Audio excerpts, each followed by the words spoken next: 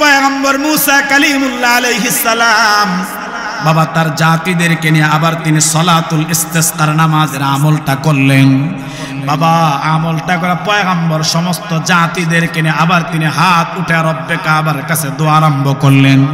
মুসলমান বাবা যখন দেখেন দোয়া কবুল হয় না, বৃষ্টিও আসে না, এবার রব্বে কারীম সিজদার মধ্যে বলে আল্লাহকে, এবার পয়গম্বর মুসা সিজদার মধ্যে বলে আল্লাহকে ডাক দে, বলে আল্লাহ এক এক করে তিনটা দিন আল্লাহ সালাতুল ইস্তিসকার নামাজের আমল করলাম।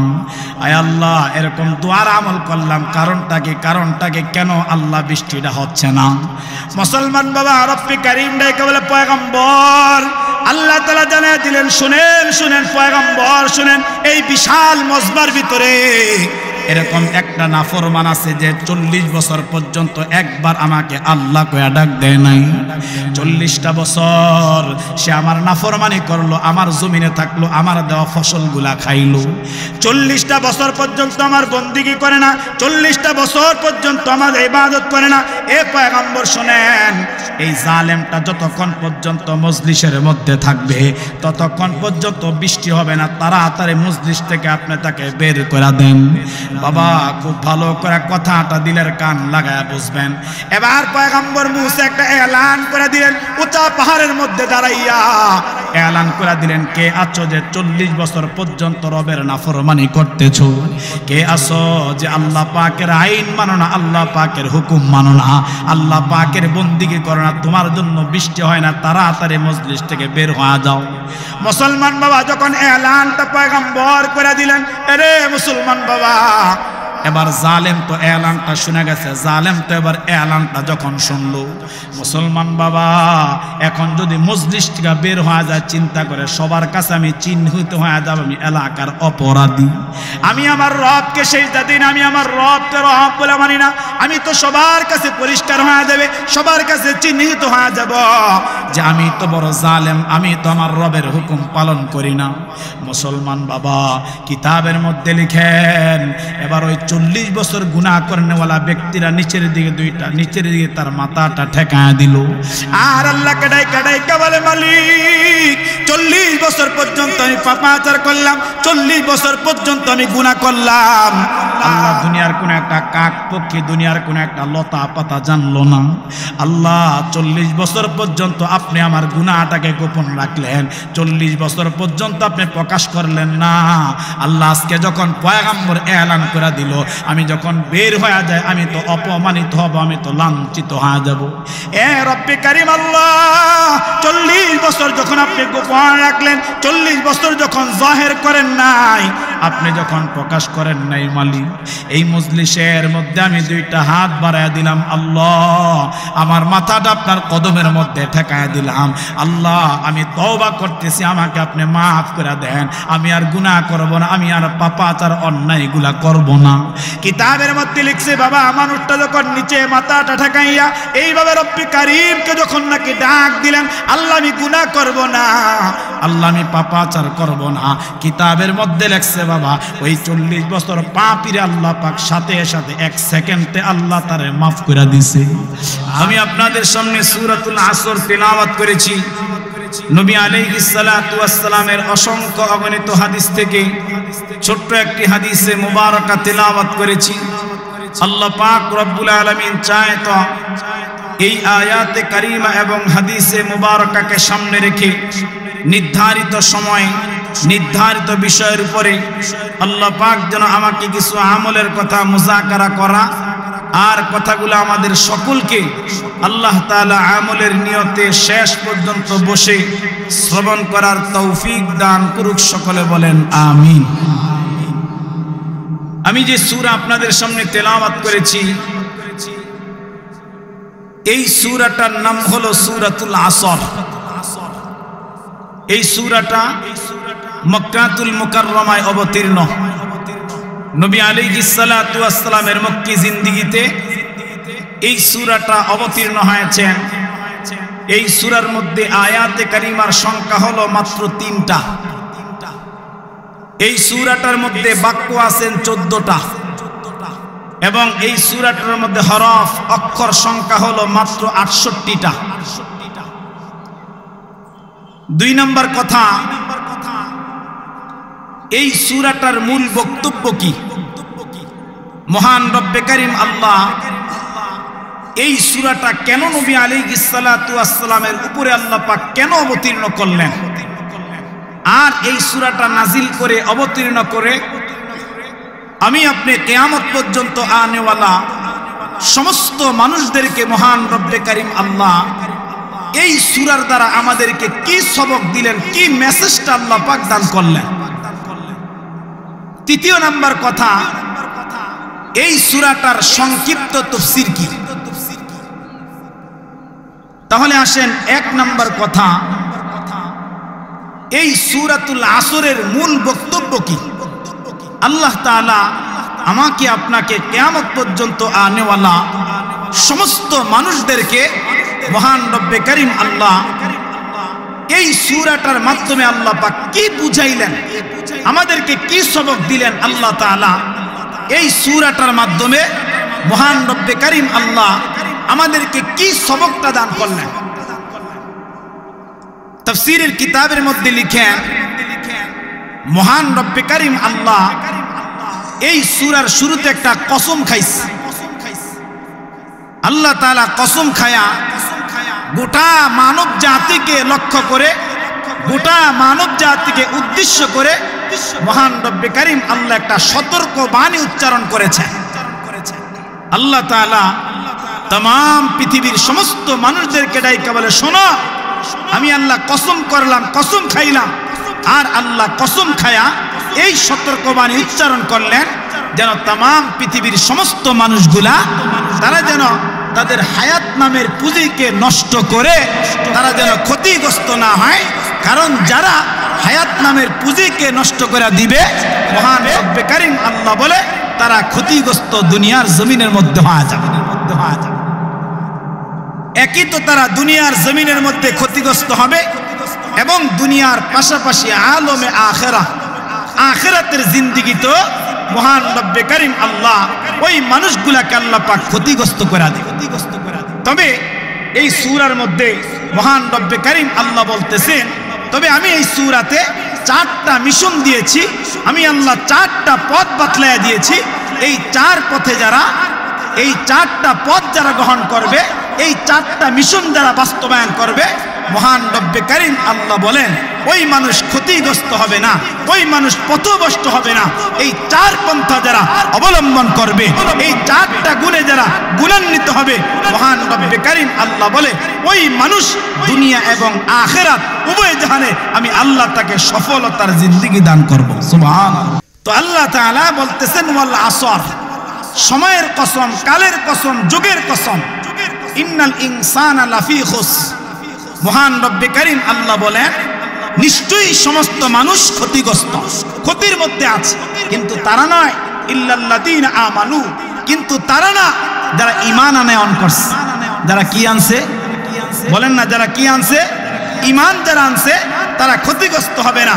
2 নম্বরে ওয়ামিলুস সালিহাত, আল্লাহ সুবহানাহু ওয়া তাআলা বলে ঈমান আনার পরে যারা আমলে সালেহ করে, যারা ঈমান আনার পরে নেক আমল করে, মহান রব্বে কারীম আল্লাহ বলে তারা ক্ষতিগ্রস্ত হবে না। 3 নম্বরে আল্লাহ তাআলা বলেন ওয়াতাওয়াসাউ বিল হক, এবং যারা মানুষকে সত্য পথের দিকে আহ্বান করে তারাও ক্ষতিগ্রস্ত হবে না। সুবহানাল্লাহ, জোরে কর। 4 নম্বরে আল্লাহ বলেন ওয়াতাওয়াসাউ বিস সবর, এবং যারা মানুষকে সবর অবলম্বন করার তাকিদ প্রদান করে, যারা মানুষকে সবর অবলম্বন করার তাকিদ করে তারাও ক্ষতিগ্রস্ত হবে না। এটা হলো এই সূরার একটা সারমর্ম, এই সূরার একটা সাধারণ একটা অর্থ। তাহলে আসেন আমরা এই সূরা নিয়ে সংক্ষিপ্তভাবে তাফসীরি হাইসিয়তে কিছু আলোচনা করার চেষ্টা করব। মহান রব্বে কারীম আল্লাহ 1 নম্বরে এই সূরার মধ্যে আল্লাহ একটা কসম খাইছে। আল্লাহ তাআলা এই সূরাটার শুরুতে কেন কসম খাইলেন, কসম খাওয়ার কারণ কি? এই প্রসঙ্গে আমাদের পাকিস্তানের বড় একজন আলেম আল্লামা জাস্টিস তাকি উসমানী দামাত বারাকাতুহুল আলিয়া, উনি ওনার কিতাবের মধ্যে লেখছে মহান রব্বে কারীম আল্লাহ মানুষকে সময় নামের কসমটা কেন খাইলেন, আর এই কসমটা খাওয়ার কারণ হলো 4টা। কয়টা? বলেন কয়টা? কেন কসম খাইছে? এই কসমটা কেন খাইলেন? আল্লাহ তাআলা চারটা মহা ঘটনাকে কেন্দ্র করে, চারটা সময়কে কেন্দ্র করে মহান রব্বে কারীম আল্লাহ কসম খায়া বলছে, ইন্নাল ইনসানা লাফি খুস, নিশ্চয়ই সমস্ত মানুষ এই জমিনের মধ্যে ক্ষতিগ্রস্ত আছে। তাহলে আসেন কেন আল্লাহ কসম খাইলেন?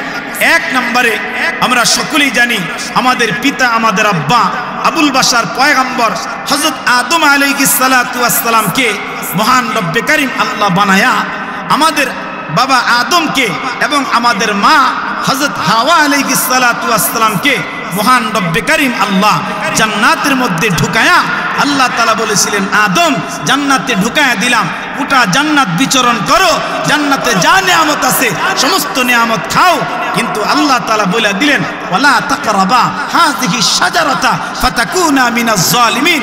আদম সব নিয়ামত ভোগ করবা, সব নিয়ামত খাইবা, সব জায়গায় বিচরণ করবা, সব জায়গায় যাইবা, কিন্তু আদম সাবধান, তুমি এবং তোমার বিবি ওই গাছের কাছে যাইবা না, ওই গাছের মধ্যে যেই ফল হবে ওই ফলটাও তোমরা খাইবা না। সুবহানাল্লাহ কোন? এরে মুসলমান বাবা, খুব ভালো করে কথাগুলা দিল দিয়া বুঝবেন। এ বাবা, মহান রব্বে কারীম আল্লাহ আমাদের বাবা পয়গম্বর হযরত আদম আলাইহিস সালাতু ওয়াস সালামকে আল্লাহ পাক এই ঘোষণাটা দান করলেন, আদম আমি আল্লাহ পাক তোমাদেরকে জান্নাত দান করলাম। এ পয়গম্বর আদম শোনো, গোটা জান্নাতের মধ্যে তোমরা বিচরণ করবা, গোটা জান্নাতের মধ্যে ঘোরাফেরা করবা। আমি আল্লাহ জান্নাতের মধ্যে যত নিয়ামত বানাইলাম সমস্ত নিয়ামতগুলো আদম তুমি এবং তোমার বিবি হাওয়া তোমরা খাইবে এবং পান করবা।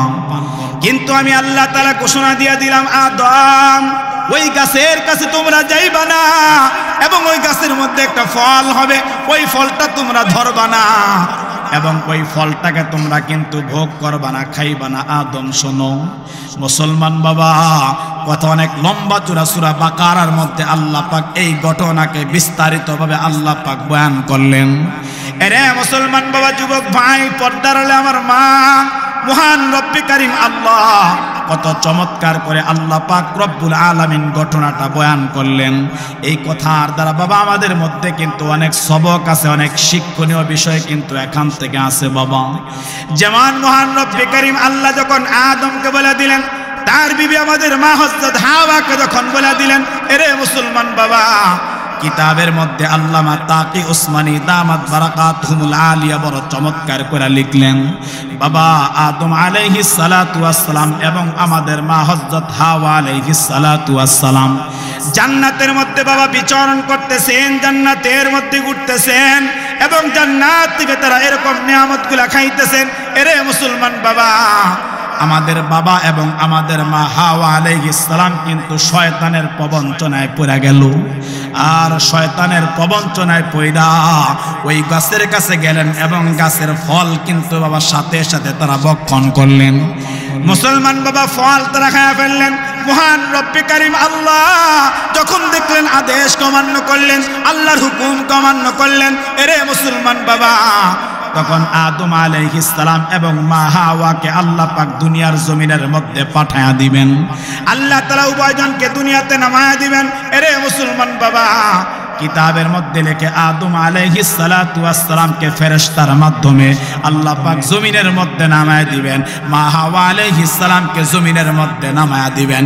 মহান রব্বে কারীম আল্লাহ পয়গম্বর আদমকে, এ বাবা, শ্রীলঙ্কার শহর, ওই শ্রীলঙ্কার ভিতরে আল্লাহ তাআলা একটা স্মরণদ্বীপ পাহাড় আছে, ওই পাহাড়ের মধ্যে আদম নবীকে নামাইবেন। ওই পাহাড়ের মধ্যে আল্লাহ তাআলা আদম পয়গম্বরকে নামায়া দিবেন, আর মা হযরত হাওয়া আলাইহিস সালাতু ওয়াস সালামকে আল্লাহ এরকম সৌদি আরবের শিল্পনগরী এলাকা জেদ্দা শহরের মধ্যে নামায়া দিবেন।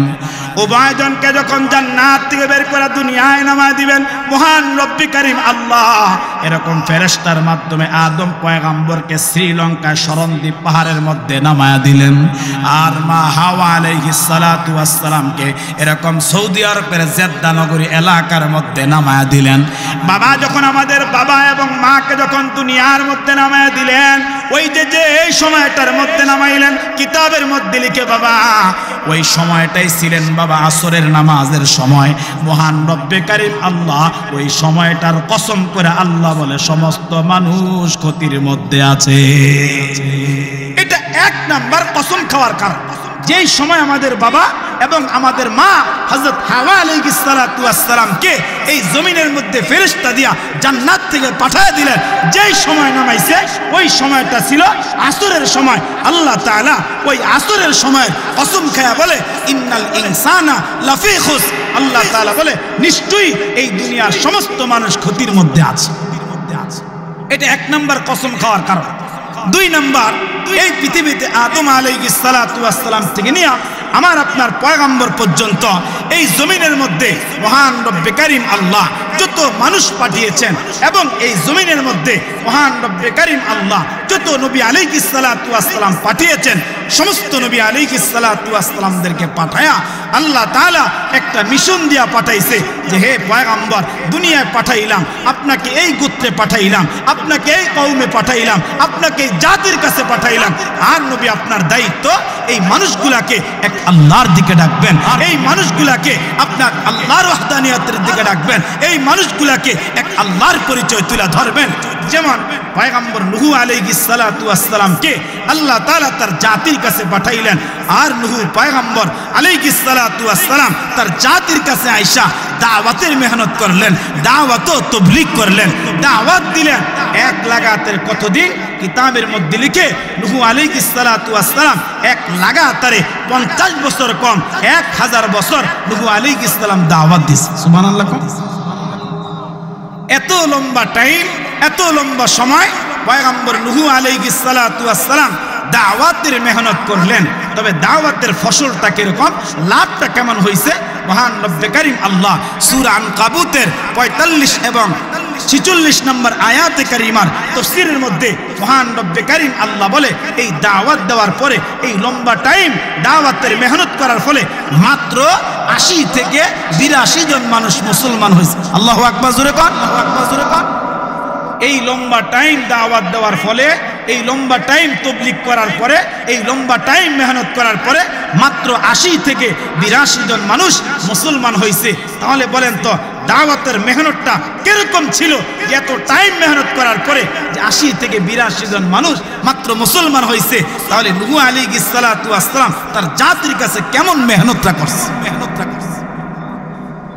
আরে মুসলমান বাবা, খুব ভালো করে কথাগুলা দিল দিয়া বুঝবেন।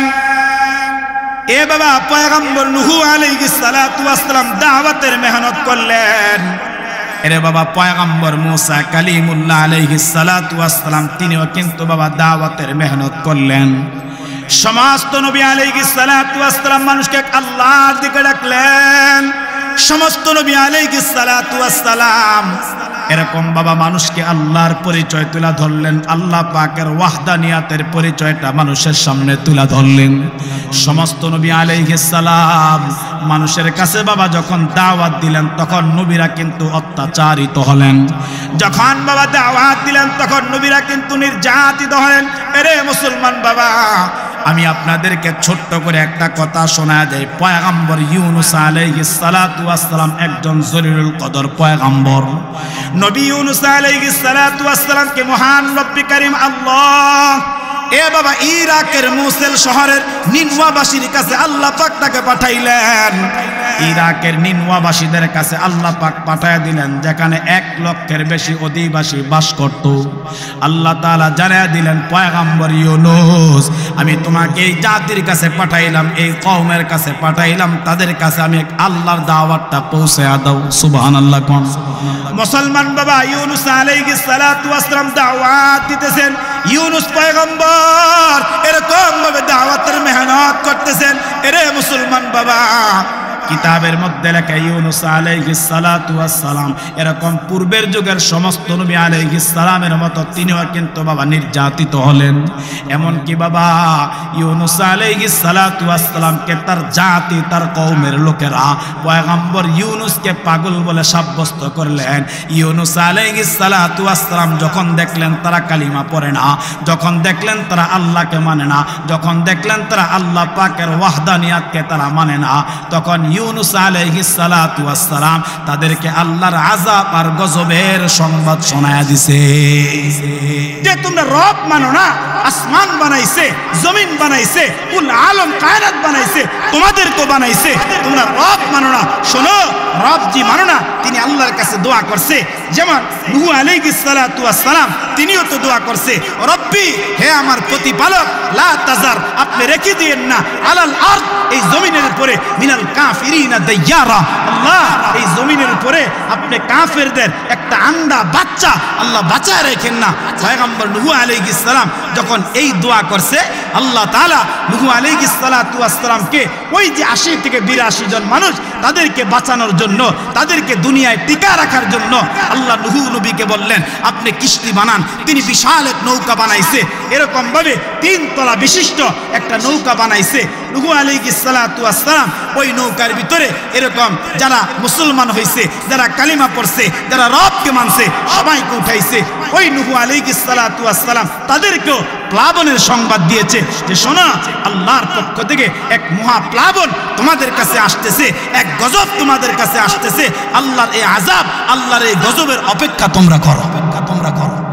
তো নূহ আলাইহিস সালাতু ওয়াস সালাম যেমন দোয়া করছে, পয়গম্বর ইউনুস আলাইহিস সালাতু ওয়াস সালাম যখন দেখলেন কালিমা পড়ে না, যখন দেখলেন আল্লাহ মানে না, আল্লাহ পাকের দ্বীন তারা বুঝে না, দ্বীনকে তারা মানে না, তিনিও তাদেরকে আযাবের সংবাদ দিলেন। যেমন এখান থেকে একটা তথ্য আমি আপনাদেরকে শোনাই। এই পৃথিবীতে মহান রব্বে কারীম আল্লাহ 4 বার ভয়ঙ্কর আর ভয়াবহ তুফান আল্লাহ পাক দান করছে। কয়বার? 4 বার। এর ভিতরে 1 নম্বরে হযরত নূহ আলাইহিস সালাতু ওয়াস সালামের জামানায় আল্লাহ তাআলা পানির তুফান দান করছে, পানির এক মহা প্লাবন আল্লাহ দান করছে। এই পুরা পৃথিবীটা পানিতে থই থই হয়ে গেছে, পুরা পৃথিবীটা পানিতে টয়টুম্বুর হয়ে গেছে। 1 নম্বরে পানির তুফান দিলেন। 2 নম্বরে মহান রব্বে কারীম আল্লাহ পাক বাতাসের তুফান দান করছে। বাতাসের তুফান কার সময়? বলে বাতাসের তুফান মহান রব্বে কারীম আল্লাহ দিলেন হযরত সালেহ আলাইহিস সালাতু ওয়াস সালামের কওমের উপর। বাতাস, বিকট বাতাস সব তছনছ করে দিছে। 3 নম্বরে মহান রব্বে কারীম আল্লাহ তাআলা জমিন উলট পালট করার তুফান দান করছে। এই জমিনগুলা উলট পালট করার তুফান দিয়া আল্লাহ একটা জাতিকে ধ্বংস করে দিছে। জিবরাইল দিয়ে আকাশে উঠায়া আবার উলট পালট করে দিছে। এটা হযরত লূত আলাইহিস সালামের জামানা। লূত আলাইহিস সালাতু ওয়াস সালামের কওম এমন কিছু অপরাধ করেছে আল্লাহর সাথে, এমন কিছু অপরাধ তারা করেছে যে মহান রব্বে কারীম আল্লাহ তার জাতিদেরকে ধ্বংস করে দেওয়ার জন্য, তার কওমকে হালাক আর বরবাদ করে দেওয়ার জন্য মহান রব্বে কারীম আল্লাহ জমিন উলট পালট করার তুফান আল্লাহ পাক লূত নবীর জামানায় দান করছে। আল্লাহু আকবার, আল্লাহু আকবার। এরপরে 4 নম্বরে বিকট আওয়াজ, ভয়ঙ্কর এক আওয়াজ, বিকট আওয়াজের তুফান আল্লাহ পাক রব্বুল আলামিন হযরত হুদ আলাইহিস সালাতু ওয়াস সালামের জামানায় দান করছে। যে এমন ভয়ঙ্কর আওয়াজ, এমন বিকট আওয়াজ, যে আওয়াজেই तमाम পৃথিবীর তার জাতি তার কওম আওয়াজে তারা ধ্বংস হয়। তো নূহ হযরত ইউনুস আলাইহিস সালাতু ওয়াস সালাম, হযরত ইউনুস আলাইহিস সালাতু ওয়াস সালাম যখন তাদেরকে আযাবের সংবাদ দিলেন যে আযাব আসবে, এই কথা হযরত ইউনুস আলাইহিস সালাতু ওয়াস সালাম বলার পরে তারা এই কথা নিয়ে উপহাস করা আরম্ভ করছে। তার জাতি তার কওম উপহাস করছে, এ ইউনুস কই তোমার আল্লাহ, কই আমাদের উপর গজব দেয় না, কই তোমার আল্লাহ আমাদেরকে যেই সংবাদ শোনাইলা, কই আমাদের উপর তো আযাব আসে না, আযাব আসে। ইউনুস আলাইহিস সালাতু ওয়াস সালামকে এইভাবে যখন তারা ঠাট্টা আরম্ভ করলেন, উপহাস আরম্ভ করলেন, হযরত ইউনুস আলাইহিস সালাতু ওয়াস সালাম সহ্য করতে না পেরে তিনি নিজ এলাকা নিনওয়া ছাইরা ইউনুস আলাইহিস সালাতু ওয়াস সালাম আল্লাহর আদেশ ছাড়া, আল্লাহর হুকুম ছাড়া, আল্লাহ পাকের অর্ডার ছাড়া তিনি নিনওয়া ছাইরা অন্যত্র চলে যাওয়ার জন্য তিনি পলায়ন করছেন। তাফসীরের মধ্যে লিখে তিনি পলায়ন করে এরকম নদী পথ পার হবেন, সাগর পার হবেন, সমুদ্র পার হবেন। হযরত ইউনূস আলাইহিস সালাম পার হওয়ার জন্য তার জাতি থেকে পলায়ন করে তিনি বিশাল এক সামুদ্রিক জাহাজের মধ্যে উঠছেন। সামুদ্রিক জাহাজের মধ্যে যখন উঠলেন, আর সামুদ্রিক জাহাজের মধ্যে ইউনূস আলাইহিস সালাতু ওয়াস সালাম উঠার পরে পুরা জাহাজ মানুষে ভরা। উঠার পরে এই জাহাজ চলতে চলতে চলতে চলতে যখন একেবারে সমুদ্রের মাঝে চলে গেছে, এমত অবস্থায় সমুদ্রের পানির উত্তাল তরঙ্গ ঢেউ আরম্ভ হয়ে গেছে, সমুদ্রের মধ্যে ঝড় তুফান আরম্ভ হয়ে গেছে, আর ওই জাহাজটা এই ঝড় তুফানের কবলের মধ্যে পড়ছে। আল্লাহু আকবার, আল্লাহু আকবার। আরে মুসলমান বাবা, খুব ভালো করে কথাগুলা দিল দিয়া বুঝবেন। এ বাবা, পয়গম্বর ইউনূস আলাইহিস সালাতু ওয়াস সালাম দেখলেন সমুদ্রের পানিগুলা যখন উত্তাল তরঙ্গ হয়ে যখন ভয়ঙ্কর একটা রূপ যখন বাবা ধারণ করলেন, আর সমস্ত মানুষগুলা তো হাহাকার আরম্ভ করলেন, সমস্ত মানুষগুলা তো বাবা চিৎকার চেঁচামেচি কান্নাকাটি আরম্ভ করলেন। আরে মুসলমান বাবা, সবাই তো রবকে ডাকতে আরম্ভ করলেন, সবাই তো মালিককে ডাকা আরম্ভ করলেন, সবাই ডাকতেছে, বলতেছে আল্লাহ, এই মহা এক বিপদ থেকে আপনি আমাদেরকে রক্ষা করেন, আপনি ছাড়া তো আমাদেরকে বাঁচানোর আর কেউ নাই। এর মুসলমান, এরকম ঘটনা কিন্তু আমাদের বাংলাদেশের মধ্যে হাজার হাজার কিন্তু বাবা আছে। আমি আমার জীবনে এরকম অনেকবার লঞ্চ পথে, নদী পথে আমি আমার বাড়ির মধ্যে গিয়েছি, অনেক জায়গাতে প্রোগ্রামের মধ্যে গিয়েছি বাবা।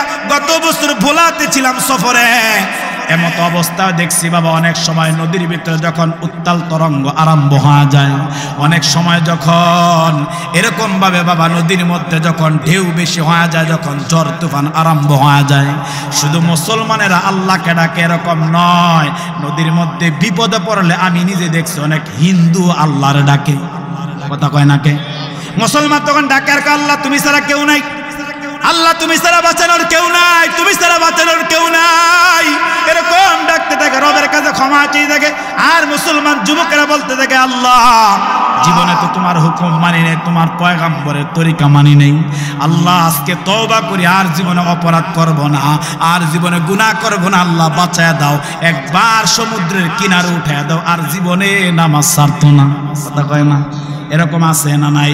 নূহ আলাইহিস সালাতু ওয়াস সালামের জমানা প্লাবন হয়েছে, এবং ইউনূস আলাইহিস সালাতু ওয়াস সালাম যেই কথাটা বুঝাইতেছিলাম, মুসলমান বাবা, পয়গম্বর ইউনূস আলাইহিস সালাতু ওয়াস সালাম যখন দেখলেন সমস্ত মানুষ চিল্লাচিল্লি আরম্ভ করলেন, সবাই কান্নাকাটি আরম্ভ করলেন, আর তাদের ভিতরে এরকম একজন বড় দার্শনিক ছিলেন, একজন বুজুর্গ ব্যক্তি ছিলেন, তিনি বলতে আরম্ভ করলেন, আমাদের জাহাজের মধ্যে এমন কোন ব্যক্তি এখানে উঠছে যে পলায়ন করে আসছে তার মালিকের অনুমতি ছাড়া, যে নাকি তার রবের অনুমতি ছাড়া, যে নাকি তার মালিকের অনুমতি ছাড়া আমাদের কিস্তির মধ্যে, আমাদের নৌকার মধ্যে, আমাদের জাহাজের মধ্যে আইসা কেন পলায়ন করছে।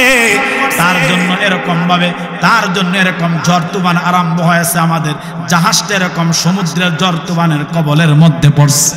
এরকম সবাই যখন বলা বলে আরম্ভ করলেন, হযরত ইউনূস আলাইহিস সালাতু ওয়াস সালাম যখন বাবা নিজ কানে শুনলেন এরকম বলা বলে হয়, তখন তিনি তার নিজেকে অর্পণ করলেন, পেশ করলেন, আর ডাইকা ডাইকা বলে, শোনো, আমার নাম ইউনূস, আমি নিনুয়া থেকে পলায়ন করে, আমি আমার মালিকের অনুমতি ছাড়া পলায়ন করে জাহাজের মধ্যে উঠলাম, আর আমার কারণে এরকম হয়েছে, তোমরা আমাকে সমুদ্রের মধ্যে ফেলায়া জাহাজটা পবিত্র করে লও।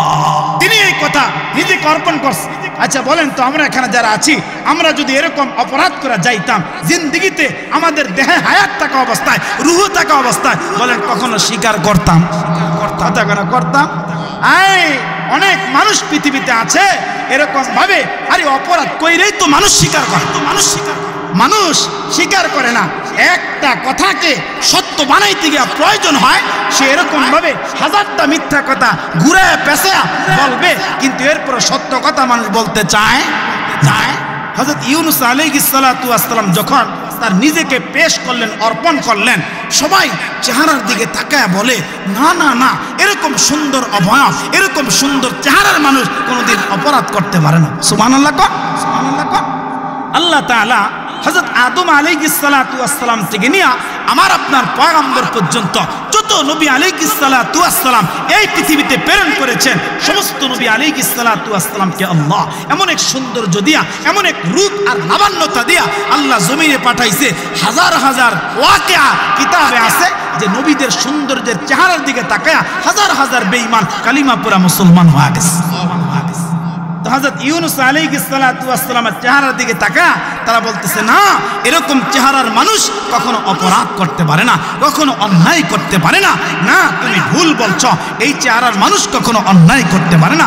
কারণ নবুয়তি চেহারা তো, সুন্দর চেহারা তো মহান রব্বে কারীম আল্লাহ তাআলা হযরত ইউনূস আলাইহিস সালাতু ওয়াস সালামের এই ঘটনা দ্বারা আমি যেই মেসেজটা, যেই তত্ত্বটা আপনাদের দিতে চাই, আল্লাহ যে সময়ের কসম খাইলেন, কারণ সময়টা বড় দামি। যে সময়কে মূল্য দিয়েছে, যে সময়কে কদর করেছে, যে সময়কে দাম দিয়েছে, ওই মানুষটা যদি জিরো থাকে, সময়কে মূল্য দিয়া আল্লাহর হুকুম আর নবী আলাইহির রহমার তরিকা মানার কারণে জিরো থেকে ওই মানুষটাকে আল্লাহ পাক হিরুর কাতারে উঠায়া দেয়। সুবহানাল্লাহ। তো মহান রব্বে কারীম আল্লাহ পয়গম্বর ইউনূস আলাইহিস সালাম যে কথা বুঝাইতেছিলাম, ইউনূস আলাইহিস সালাতু ওয়াস সালাম যখন অর্পণ করলেন, পেশ করলেন, কেউ তো এই কথা মানে না যে না, এত সুন্দর চেহারার মানুষ, এত সুন্দর অবয়বরা চেহারার মানুষ সে অপরাধ করতে পারে না। হযরত ইউনূস আলাইহিস সালাম বারবার বুঝাইতে চাইতেছে, বারবার তাদেরকে বলতেছে যে না, আমি করেছি অপরাধ, আমি আমার রবের হুকুম ছাড়া, আমি আমার মালিকের হুকুম ছাড়া আমি চলে আসছি, আমাকে ফালাও। তখন শেষ পর্যন্ত কথা অনেক লম্বা, তাফসীরের মধ্যে আসছে যে তখন তারা সমস্ত সামুদ্রিক জাহাজের সব মানুষের উপরে তারা এরকম লটারি পেশ করছে। আল্লাহ তাআলা কালামে হাকিমের ভিতরে বড় চমৎকার করে এই পুরা ওয়াকিয়া বিস্তারিতভাবে বয়ান করছে যে লটারি করলেন, কিন্তু আল্লাহর কি কারিশমা, লটারি করেছে। আর যতবার লটারি করেছে, প্রথমবার যখন নাম উঠাইছে, ওই প্রথমবার নাম উঠানোর সাথে সাথে কাগজ খুলে দেখে হযরত ইউনূস নবীর নাম কাগজে লেখা। সুবহানাল্লাহ কোন। আরে মুসলমান বাবা, খুব ভালো করে কথাগুলা দিল দিয়া বুঝেন। এ বাবা, পয়গম্বর ইউনূস আলাইহিস সালাতু ওয়াস সালামের নাম প্রথমবার যখন বাবা লটারির মধ্যে দিলেন, তখন তার নামটা কিন্তু উঠলো। সবাই ডাইকা ডাইকা বলে, না, এরকম মানুষ, চেহারার অবয়বলা মানুষ কখনো অন্যায় করতে পারে না। আমাদের লটারি টানার মধ্যে ভুল হয়ে গেছে। এরে মুসলমান যুবক, এরে পর্দার আড়ালে আমার মা, বৃদ্ধ বাবা, বদ্ধ বয়স্ক বন্ধু, খুব ভালো করে কথাটা দিল লাগায়া বুঝবা বাবা। আবার দ্বিতীয়বার তারা উঠাইলেন, ওই জায়গায় তো পয়গম্বর ইউনূসের নামটা আল্লাহ পাক উঠায়া দিলেন। মুসলমান বাবা, তৃতীয়বার আবার যখন নাম টানলেন, এরে মুসলমান বাবা, তৃতীয়বার পয়গম্বর ইউনূস আলাইহিস সালাতু ওয়াস সালাম নামটা উঠছে বাবা। পয়গম্বর ইউনূস তাকে দেখেন, যতবার উঠায় তার নামটাই উঠে, কিন্তু তারা তো তাকে সমুদ্রের মধ্যে ফালাইতে রাজি না। এরে মুসলমান বাবা, কিতাবের মধ্যে আল্লাহ জাস্টিস তাকি উসমানী লিখলেন, হযরত ইউনূস আলাইহিস সালাতু ওয়াস সালাম, এ মুসলমান বাবা, তখন নিজের ইচ্ছায় বাবা তিনি সমুদ্রের মধ্যে ঝাঁপ দিলেন, সমুদ্রের মধ্যে পড়লেন। এরে মুসলমান বাবা, এমন বিশাল এক সমুদ্রের মধ্যে তিনি বাবা পড়ে গেলেন। তার নিজেকে তিনি সমুদ্রের মধ্যে ঝাঁপ দেওয়ার পান করে দিলেন। কিতাবের মধ্যে লিখে বাবা, মহান রব্বে কারীম আল্লাহ পয়গম্বর ইউনূস আলাইহিস সালাতু ওয়াস সালামের এই ভুল থেকে আল্লাহ শিক্ষা দেওয়ার জন্য, তাম পৃথিবীতে গোটা জাতিকে শিক্ষা দেওয়ার জন্য মহান রব্বে কারীম আল্লাহ কথাকে কোরআনের মধ্যে এরকম সুন্দরভাবে বয়ান করে দিলেন। এরে মুসলমান বাবা, সাথে সাথে তিনি যখন নদীর মধ্যে ঝাঁপ দিলেন, এরকম নদী থেকে বিশাল বড় একটা বৃহৎ আকার একটা মাছ পয়গম্বর ইউনূস আলাইহিস সালাতু ওয়াস সালামকে ভক্ষণ করছে। সুবহানাল্লাহ কোন। যখন নাকি আবার এই মাছটাকে আরেকটা মাছ ভক্ষণ করেছে, এরকম 40টা দিন মাছ বয়া বয়া চললেন। মহান রব্বে কারীম আল্লাহ চারটা অন্ধকারের মধ্যে পয়গম্বরকে রাখলেন, চারটা অন্ধকারের ভিতরে আল্লাহ তাআলা রাখলেন। এক নম্বরে বাবা এরকম সমুদ্রের অন্ধকার, 2 নাম্বার মাছের পেটের অন্ধকার, 3 নাম্বার তার ভিতরে আরেকটা পেটের অন্ধকার, আর 4 নাম্বার হলো রাতের অন্ধকার। এই 4টা অন্ধকারের মধ্যে থাইকা আল্লাহর পয়গম্বর আল্লাহকে ডাক দিলেন। আল্লাহ পাক সূরা আম্বিয়ার মধ্যে কত সুন্দর করে নোট করে দিলেন।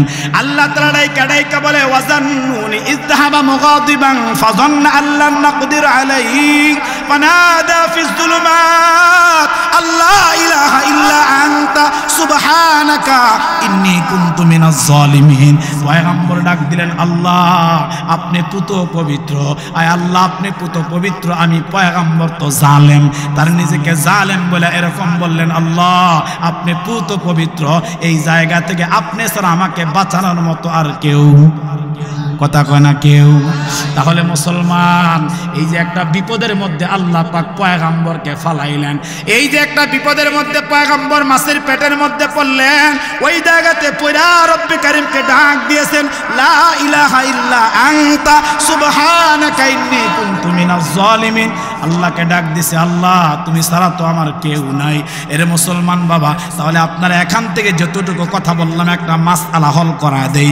আমরা যদি বিপদের মধ্যে পতিত হয়ে যাই, আমরা যদি অসুস্থতার মধ্যে পতিত হয়ে যাই, আমরা যদি রিজিকের অভাবে পড়ে যাই, আমরা যদি ঋণগ্রস্ত হয়ে যাই, আওয়াজ করে বলেন তো মুসলমান, আমরা ডাক দিব তখন কাকে?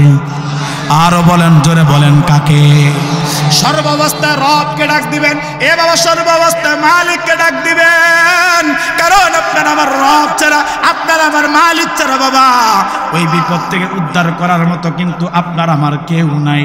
বুখারীর মধ্যে ঘটনা আসছে বাবা, মানুষ যখন গুনাহ করে, মানুষ যখন পাপাচার করে, মানুষ যখন অন্যায় করে, বুখারীর মধ্যে ঘটনা আসছে বাবা, আল্লাহ পাক রব্বুল আলামিন হার হামেশায় 24টা ঘন্টা আল্লাহ পাক বান্দার দুইটা ঠোঁটের মধ্যে তাকায় থাকে যে আমার বান্দা আমার কাছে চায় কিনা, আমার বান্দাটা আমার কাছে চাইতে দেরি হবে, আমি আল্লাহ আমার বান্দাটার দিতে 1 সেকেন্ড আমি আল্লাহ দেরি করব না।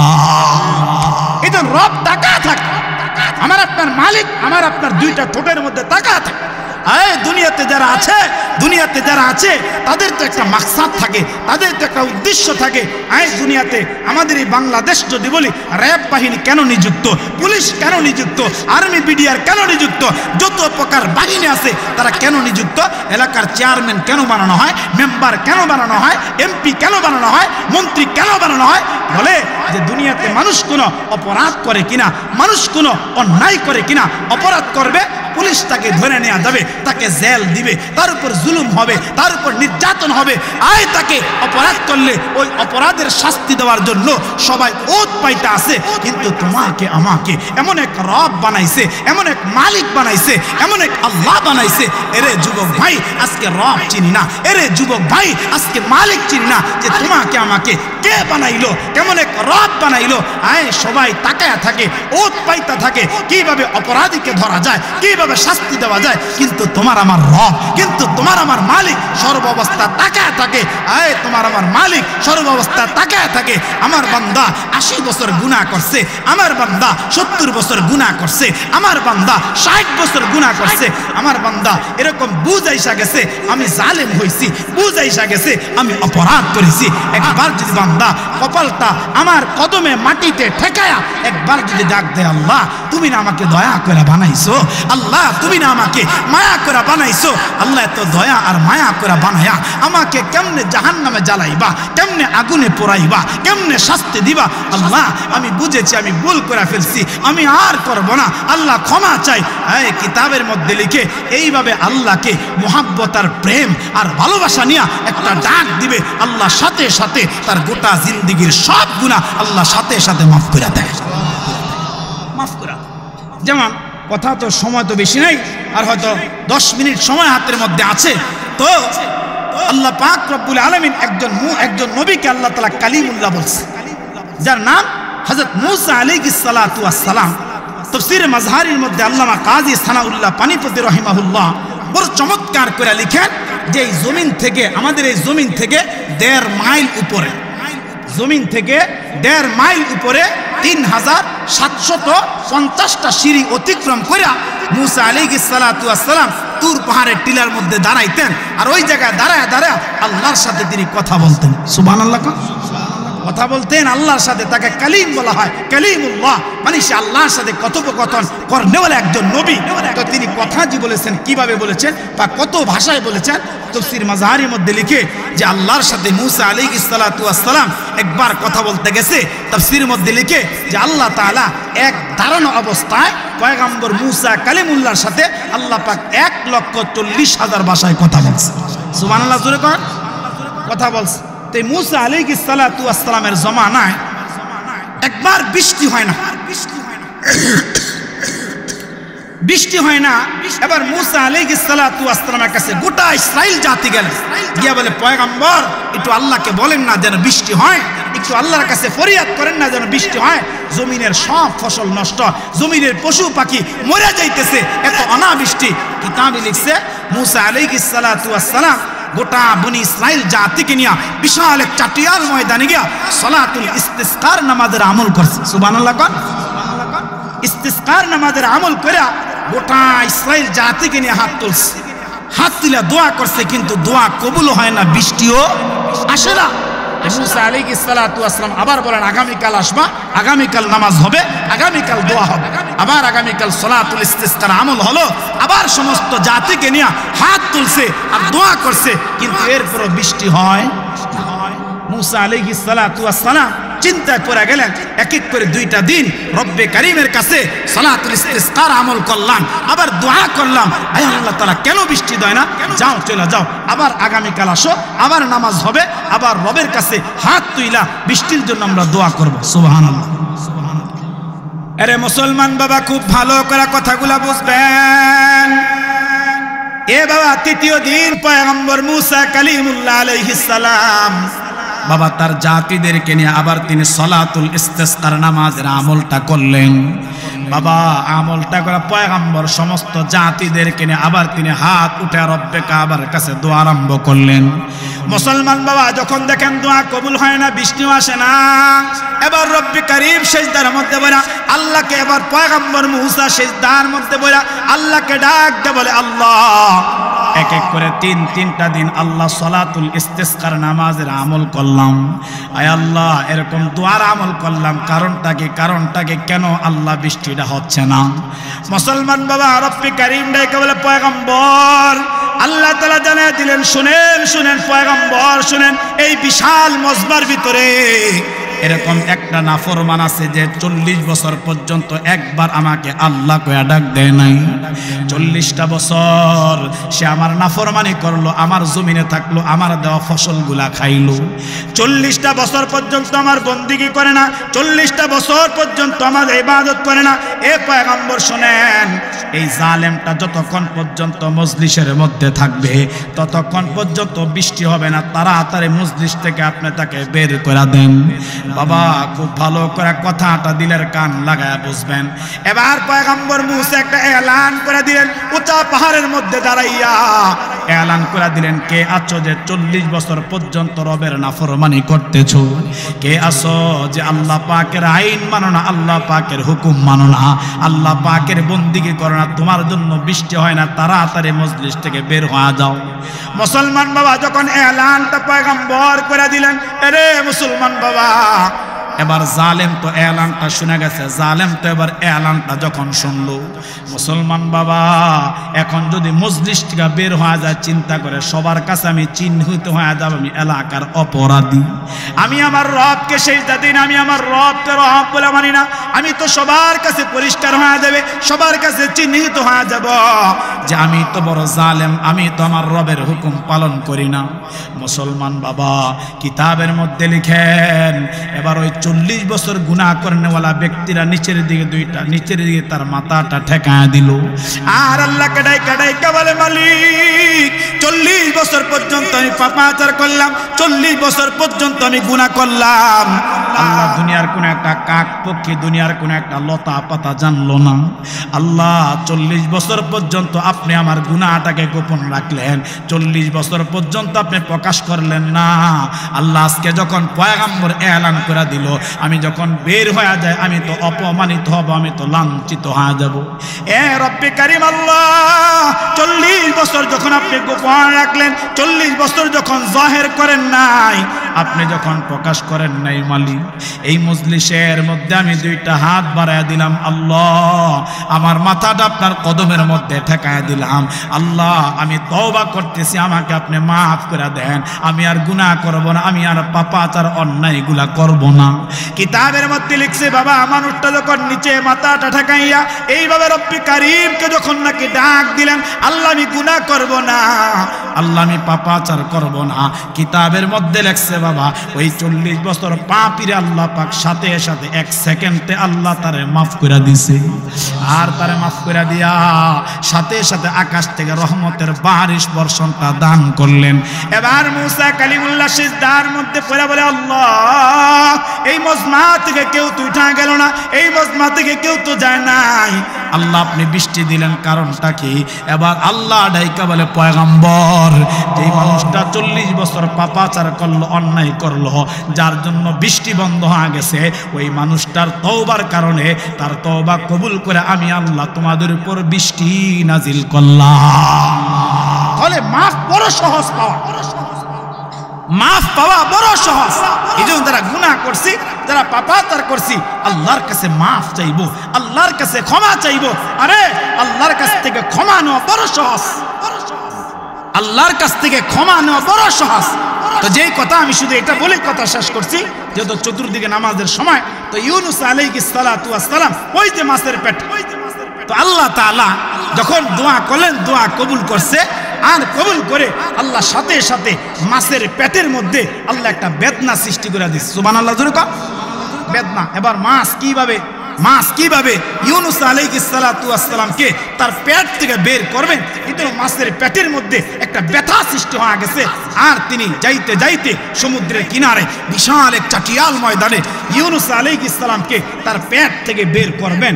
আর ইউনুস আলাইহিস সালাতু ওয়াস সালামকে তার পেট থেকে বের করে জমিনে ছাড়বেন। কিনারে গিয়া যখন পেট থেকে ওগলায়া তিনি যখন জমিনে ফালায় দিছে, যেই সময়টা ইউনুস আলাইহিস সালাম মাছের পেট থেকে মুক্তি পায়া জমিনে পড়ছে, ওই সময়টাই ছিল আসরের সময়। আল্লাহ ওই সময়টার কসম করে আল্লাহ বলে সমস্ত মানুষ ক্ষতির মধ্যে আছে। শুধু এই দুইটা কথাই আজকে আপনাদের সামনে আরজ করলাম, বললাম। যদি আবার কখনো সাক্ষাৎ হয় তাফসীর এবং বাকি দুইটা কথা ইনশাআল্লাহ বলার চেষ্টা করব। যতটুকু কথা বলেছি শুনেছি, আল্লাহ আমাকে আপনাদের সকলকে এই কথাগুলোর উপর আমল করে দুনিয়া আখিরাত উভয় জাহানে আল্লাহ আমাদেরকে সফলতার জিন্দেগি দান করুক, বলেন আমিন।